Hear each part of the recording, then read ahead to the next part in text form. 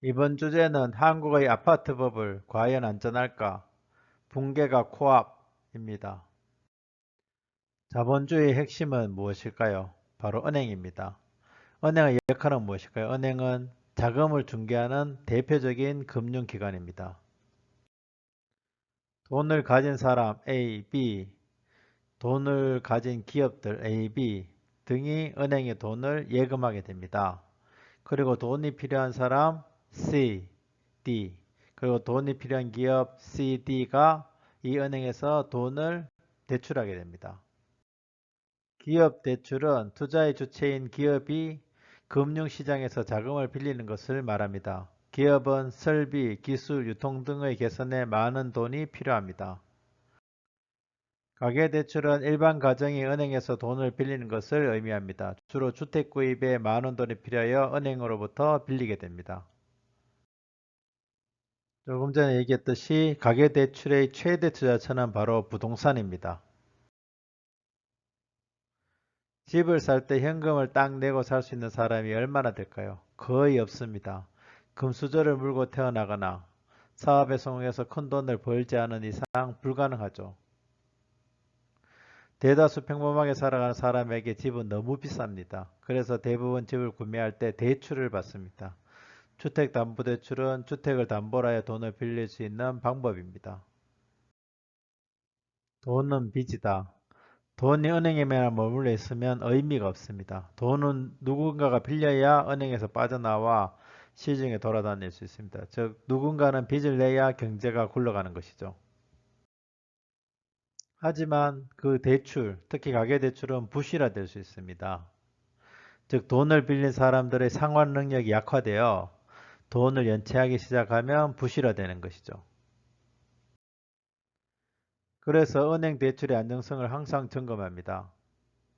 그것이 바로 금융안정지수인데 한은이 전반적인 금융상황을 파악하게 만든 지표로 연체율과 소비자 기업 심리지수, 실업률 같은 실무 지표부터 원달러 환율 변동성 같은 금융시장 지표 등 20여 가지 데이터를 종합해 만든 것입니다. 최근에 금융안정지수가 조금씩 상승해서 주의 단계까지 진입하였습니다. 이러한 상황에서 집값의 안정성은 모래 가져가기 놀이와 비교해 볼 수 있습니다. 깃발은 아파트의 가격을 의미하고 모래성은 경제의 전반적인 상황을 나타낸다고 볼 수가 있습니다. 거대한 모래더미 속의 깃발은 튼튼한 경제 상황에서의 집값에 비유될 수 있습니다. 즉, 이 경우는 집값이 안정되어 있습니다. 하지만 빈약한 모래더미에 꽂힌 깃발은 부실한 경제 상황에서의 집값에 비유될 수 있습니다. 집값은 순식간에 무너질 수 있는 것이죠. 그러면 한국의 경제 상황은 어떨까요? 가계부채의 끊임없는 증가. 증가율은 중국에 이어 세계 2위입니다. 또한 위기의 자영업, 탈출구가 없다와 같이 자영업도 굉장한 위기에 처해 있습니다. 지난 10월에는 생산, 소비, 투자가 모두 감소하였습니다. 즉 경제가 전반적으로 침체에 빠졌다는 것이죠. 또한 다중채무자가 400명을 넘어섰으며 빚의 합도 500조가 넘습니다. 이렇게 경제가 악화되는 와중에도 인구 구조는 심각한 상황으로 전개되고 있습니다. 합계 출산율이 0.97로 초조 출산은 점점 더 악화되고 있으며 노인 인구 비율이 급증하면서 초고령화 사회는 급격히 진행되고 있습니다. 경제 상황과 인구 문제를 보면 한국의 아파트 가격은 지금 어떤 상황일까요? 왼쪽과 같이 튼튼한 상황, 아니면 오른쪽과 같이 위험한 상황일까요? 바로 아슬아슬한 경제 여건에서 겨우 유지하고 있는 아파트 가격이라고 볼 수가 있습니다. 그래서 한국 아파트 가격의 미래는 붕괴뿐이라는 것입니다. 지금은 왼쪽 그림과 같이 매우 아슬아슬한 상황에서 유지하고 있지만 조금만 변하더라도 오른쪽과 같이 넘어지는 것입니다.